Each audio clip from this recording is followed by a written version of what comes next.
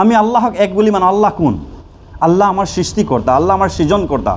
সকলো বিষয় আল্লাহৰ ফালৰ পৰা হয়। আল্লাহে আমাক খাবলৈ দিয়ে, আল্লাহে আমাক পিন্ধিবলৈ দিয়ে, আল্লাহে আমাক উশাহ নিশাহ ল'বলৈ দিয়ে, আল্লাহে আমাক খেতি কৰাৰ শক্তি দিছে, কাম কৰাৰ শক্তি দিছে, আল্লাহে আমাক সকলো কাম কৰাৰ শক্তি দিছে, আল্লাহে আমাক ল'ৰা ছোৱালী দিছে, আল্লাহে আমাৰ প্ৰত্যেকটো কাম আল্লাহে আমাৰ দায়িত্ব লৈছে যে আমাৰ পেট দিছে, আমাৰ চকু দিছে, আমাৰ উশাহ ল'বলৈ নাক দিছে, মুখ দিছে, আমাৰ হাত দিছে, ভৰি দিছে, কাম কৰাৰ শক্তি দিছে, সকলো বস্তু আল্লাহে দিছে।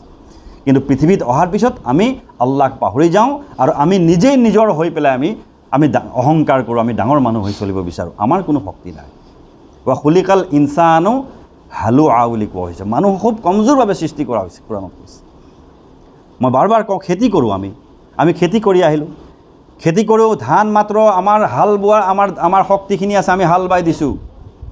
হাল বাই দিয়াৰ পিছত তাত আমি গুটি সিঁচিছোঁ, সেইখিনি আমাৰ দায়িত্ব। বৰষুণ আহি গুটিৰ পৰা গজালি সৃষ্টি কৰাৰ দায়িত্ব কাৰ? আল্লাহ। কাৰ? আল্লাহ। গজালি, সৰু গজালিটো লাহে লাহে তাক ডাঙৰ কৰাৰ দায়িত্ব কাৰ? আল্লাহ। তাত আমাৰ কোনো শক্তি নাই, তাত আমাৰ কোনো ভূমিকা নাই, তাত আমাৰ কোনো কৰিব লগা নাই। যেতিয়া ডাঙৰ হ'ল, কঠীয়া ডাঙৰ হ'ল, এটা সময়ত কঠীয়া পাৰিব পৰা হ'ল, কঠীয়াখিনি আমি তুলি পেলাই এটা ব্যৱস্থা আছে, সেই ব্যৱস্থাত আমি ধাননি পথাৰত গৈ হাল বালোঁ আৰু তাত গৈ পেলাই আমি কঠীয়াখিনি মাত্ৰ ৰুই থৈ আহিলোঁ। সেইখিনি আমাৰ দায়িত্ব। আৰু সেই দায়িত্বখিনি পালন কৰিবলৈ আমাক আল্লাহ হুকুম কৰিছে যে তোমালোকে ৰিজিক তালাছ কৰিবৰ কাৰণে এই কামখিনি কৰা। তাৰ কাৰণে তোমালোকক হাত দিয়া হৈছে, ভৰি দিয়া হৈছে, সুস্থ মগজু দিয়া হৈছে, চকু দিয়া হৈছে, কাণ দিয়া হৈছে, তোমালোকক শক্তি প্ৰদান কৰা হৈছে। এই কামখিনি তোমালোকে কৰা আৰু তোমাৰ ল'ৰা ছোৱালীৰ কাৰণে হালাল ৰুজি তালাছ কৰা আৰু তোমালোকে দায়িত্ব পালন কৰা। এইখিনি আমাৰ দায়িত্ব। কিন্তু ধান ৰোৱাৰ পিছত যেতিয়া আমাৰ ধাননি লহপহকৈ বাঢ়ি যায়, ধানত গুটি বহুত হৈ যায়, তেতিয়া আমাৰ অহংকাৰ হৈ যায়। এইখিনি মোৰ। এইখিনি কাৰ? এইখিনি মোৰ। ইয়াৰ পৰা এক দানা মই কাকো নিদিওঁ। আহেনে নাই এইটো অহংকাৰ? এক দানা মই কাকো নিদিওঁ, এইখিনি একমাত্ৰ মোৰ। আল্লাহ এইখিনি মোক দিছে। আল্লাহ নিশ্চয় দিছে, এইখিনি আল্লাহ দিছে। কিন্তু কি কৈছে?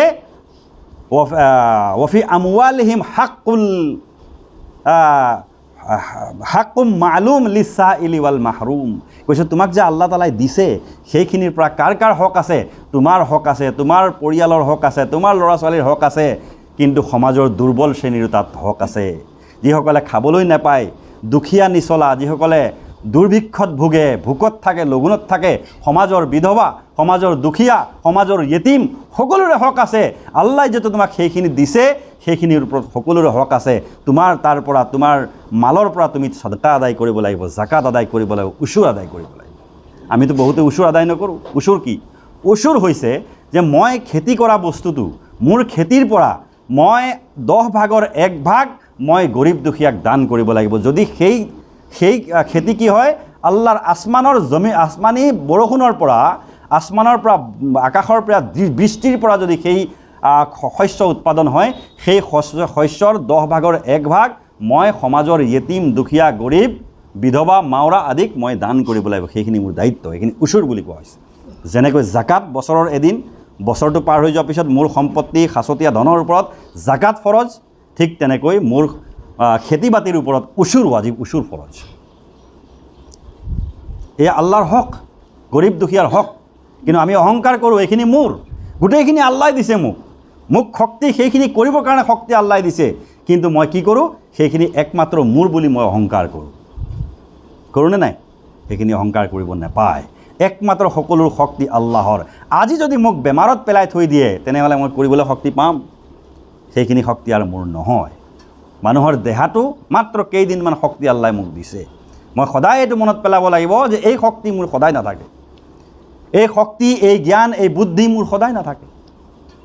মই সদায় এইটো মনত ৰাখিব লাগিব যে মই এদিন আহিছোঁ, একো নোহোৱাকৈ আহিছোঁ, বেচৰু চামানি আহিছোঁ, মই এদিন গুচি যাব লাগিব, একো নোলোৱাকৈ যাব লাগিব। কফনৰ কাপোৰত কোনো জেপ নাই, কফনৰ কাপোৰৰ কোনো ব্ৰেণ্ড নাই, কফনৰ কাপোৰত কোনো চিলাই নাই, কফনৰ সেই তক্তাখনত কোনো বাকচ নাই, কোনো বাকচ যাব নোৱাৰে। সেই গাঁতটোত, সেই কবৰত মই কোনো বাকচ লৈ যোৱাৰ কোনো অনুমতি নাই।